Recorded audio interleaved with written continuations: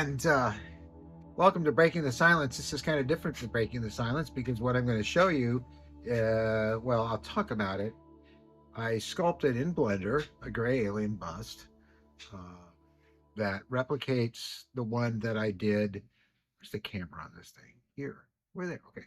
That I did years ago for sightings. And I'm also putting pictures up while I talk about this. And here's this delicate little hand, which I'll show you a better shot of in a second, that was printed all in my resin printer. Now, this is not the same as the 3D printers you're used to. These actually print nice and smooth. So if I sculpt something in Blender, not AI, but Blender, it's uh, it's a 3D model, and I send that to the printer and it prints my sculpture. So I don't have to sculpt in clay anymore. I sculpt digitally, which is, aside from putting your hands on it, which you kind of do with the mouse when you're sculpting, it's still sculpting and it really is very, very cool. Let me turn this camera around and show you what I mean. Now we're in my messy shop, which is back here, loaded with airplanes. I can hardly move in here. My slot car set and everything else. I need to get a good cleaning going here, but I have a lot of model airplanes, as you can clearly see, and this isn't all of them. There's even more up here. They're all flying. Every single one of these planes, including that Bell X-1, Glamorous Glennis, which some of you will know what that is, and Lascombe, and World War I biplane, and the M262, and yes, the SR-71, and a nice little P-51. I have a big P-51, which you can see that red tail sticking up there. That's that same plane. Okay, but I digress. So here we are in this little corner. Don't mind this Planet Apes spaceship from the original movie that I'm slowly working on. I have some epoxy sculpt. Now here's you can see how much detail it picks up when you use a resin printer. It gets all my wrinkles and things I put in, just like any other sculpture. Oh, there. You'll notice there's ears in there. There's a little bit of ripples there, not bad, that I will fill in with some red putty. You can see the sort of bony structure of the chest of the original one that Chris Carter bought two of these from me before I even knew who he was. When I went to see him at Fox, he pulled them out behind his table to show these to me. Now, this was used on sightings a whole bunch, and it always had a hand up next to it. So you saw, some of you will remember the 3D model I showed you, and so this is what the whole thing will look like when it's done. Yeah, not the best lighting, but you get the idea. So, and this hand is amazing. I printed this last night. I even doubted it would print as well as it did, and you can see it picked up all the detailing, the wrinkles, and most importantly, it picked up those nails. Look at those nails. That's straight out of the printer. Isn't that something? And they're transparent and everything else. So this is somewhat a very gray, accurate replica I did for Whitley Strieber for something he did at Contact in the Desert last year, and I used that 3D model that I made for him for his presentation and turned it into an actual object. And I can print this out, both of these, any size I want. But there are some flaws because when I was taking this off the build plate, it chipped. This resin I don't like. I won't be using it again. There's several types of resin that is out there. This is water-based stuff, which I thought would be good for cleaning up. It wouldn't be as much of a problem, but it's nasty stuff. And once I'm done with all 8 models of it Mary bought, I will replace it with the stuff that's very, very durable. So what I'm going to do is I've mixed up some epoxy putty, and I'm going to fix this, some of the bubbles and stuff, and get this thing prepped for painting. So this stuff's just like clay. It will set up in about an hour. And I'm just going to use that to go in here and fix these problem areas. Anything will do, even this. And I'm just going to kind of smooth this down, get off what I don't need. And I'm going to take a little bit of alcohol. So we'll smooth this down in here, and that will fix that up really well. And that chip is gone.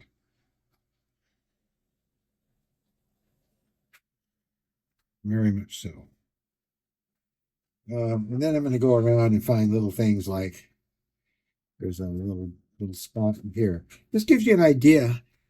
You can see a little bubble in the chin or something. Not sure what that was caused by. Probably the supports. Again, I'll put a little bit of alcohol or to me a thinner over those, and they'll smooth right into there and be gone. Because basically these fillers are epoxy, and there you go. I can paint over this even before it's set up all the way. And so there's a lot of prep. Even when they come out absolutely perfect and you don't chip them like I did with this one, when I go back to the other kind of resin, this will not happen. There's still a lot of work you have to do. Now I see other little things that I'm going to need to fix. So this is the red putty. It's just a spot putty. It dries with air. You don't have to mix two parts in it. I use this in model making all the time. I've been using it for years to print them even more time. There's a weird flaw which I'm fixing before I print the next one, which is here at top of the eyes. I couldn't see it when you can see there's a space. This is how accurately this prints. Well, in 3D, I couldn't see it, but in the computer when I was sculpting, and it wasn't until I actually printed it out and could see the thing in my hand, I realized that that wasn't there. So I'm going to put some of this stuff right in there. Because, I could have just thrown this away and said, well, I'll fix this and go back and, print again. But this right here took 22 hours to print. So, and the resin's not cheap. And that's why these things will not be cheap if somebody was to buy one. So that's filled in. I don't want it to be on the eye itself. This gray was originally designed for sightings and to be sold by a company that I own back in the 90s called Dreamland Effects. That's right. I was everybody uses that. Whitley has Dreamland, all that kind of stuff, and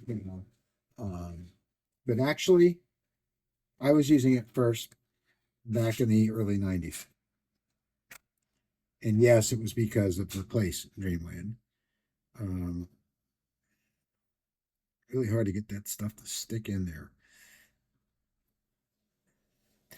And so when I did this one, I was just starting to see Yvonne, and I was starting to, go through that whole journey. And I wanted to make it more, the gray, a little bit more Hollywood and sculpted and stuff than what I saw, which was very, very smooth, predominantly, and in the very thin bodies. But I could have sworn at one point that I could see, boy, this is really hard, a rib cage. And then I've heard other people describe it too. Now, obviously, there's more than one kind of gray, or more than one kind of species of gray or body type of gray, just like it is with us, perhaps. I don't know. But I wanted to bring back the old sightings gray. If you look at the old sightings TV show, you'll see they use this guy a lot. And they're even in X-Files at some point because Chris had them and he used them. I originally was supposed to work on X-Files and do makeup effects and creatures on that. But unfortunately, when they made the move to Canada, I got bumped. And that was that, because you have to hire the people in Canada that can do this stuff if they're available. So I'm going to go ahead and finish this all off and put some more red putty on it and stuff. And then the next step will be to sand all that stuff down and primer the whole thing. So now that I've done the repair work, you can see how nicely that came out there. And what I'm doing now is painting the eyes black first. And it's going to be a little tricky, but I got to airbrush around those eyes. But you can see that came out very well. So here's the model. And if I zoom in, you can see that I fixed that problem right here. No longer is there a gap over the top. You can see it even better when I go into this mode here. So, yeah. And it's just further proof, although I know you guys don't need it. This is a very big model, meaning lots of polygons. If I zoom in here, you can see the wireframe structure.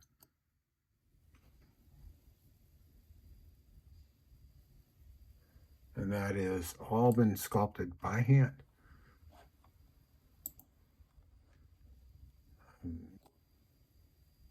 A lot of polygons.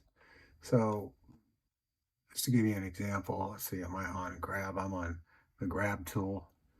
If I grab here, you can see how I can pull this up and down. Edit, undo. And if I sculpt using one of these tools here, where is it? Draw sharp. I'll just give you an idea how I sculpt this stuff. And if I do this, you can see it makes all that. And that's how I sculpt. You add clay strips and everything like you do in real life. When you sculpt in real clay, you add strips. And I start off with a sphere, and we get this. So here I am, I'm airbrushing.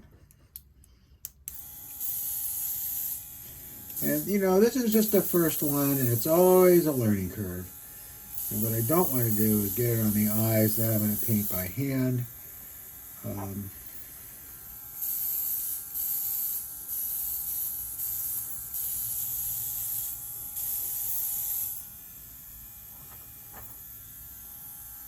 Hopefully this is in frame.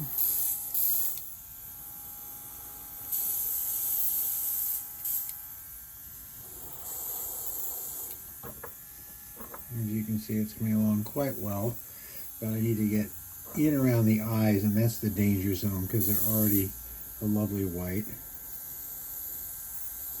I'm just going to kind of go like that, and I need to get underneath them, like that. And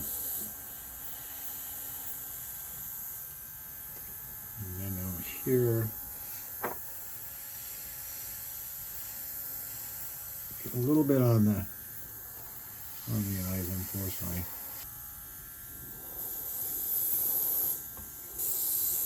But there's a lot of work that goes into doing something like this, and that's why I'm showing you this, because you know, the price, if somebody decides to buy one of these, is not going to be inexpensive, because I don't have these mass produced in China. They all get made by hand by yours truly, and they take a lot of work. So that basic paint job is on now, and I need to refreshen the eyes on this after I'm done. Go back in and you know, where, although I don't really mind the haze over them. So here I am making a huge mess, and because the eye was messed up on this, and of course, you know, I corrected it. And so what I'm trying to do now is just save this one. I don't like throwing things out, and I'm sure that most of you look at this and say, why would you throw it out? Because you know, artists get kind of testy. You know, as I get older, I'm less picky. It's a terrible sin to me to waste things. So, but that looks pretty good. I mean, you know, considering how bad that eye was with that gap up in there, this is starting to look better. The one I do after this is going to look perfect, right? I think it will, actually. Well, close to it anyway. Nothing's perfect. If it's too perfect, then it doesn't look real. Or something like that. So anyway, I think you can see that the way I'm shooting this. Next step, of course, is going to be to... This is a pilot for my airplane that I 3D printed. Not on the... This was... You can see the difference. This was not printed on a resin printer. This was printed on a PLA, and you can see the lines and stuff. But sitting inside of a canopy, with glare on it and everything, in a model airplane going by at 100 miles an hour, you really can't tell. So we're going to do this. The right side it is. We're going to put that on there. I'm hoping that you can see all of that. And I'm going to take some glue, some CA, cyanoacrylate. I enjoy doing this. I've been making monsters for movies and all kinds of things for years. And doing this kind of work never gets old. So I'm just going to put a little bit of that CA on this. Cyanoacrylate.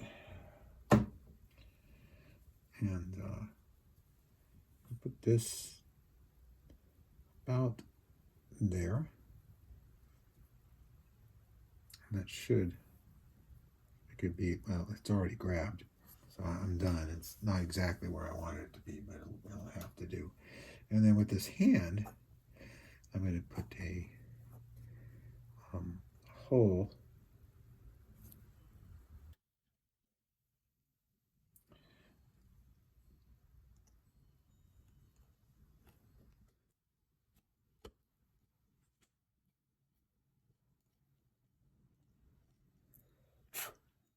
because there's a little stump in that. And I think that will work. So here we are, and you get an idea. This is the finished piece. You can see all the wrinkles and stuff it has. It's really neat. It really turned out well, and it looks a lot like the old Sightings bust. So that's what it takes to do something like this. This makes a nice little bust. I sold lots of these. I'll never forget Chris Carter when I met him. He said, "I know who you are, Steve." And he put one out, and then he put another one out. So there you go. How to make an alien. I'll do this again.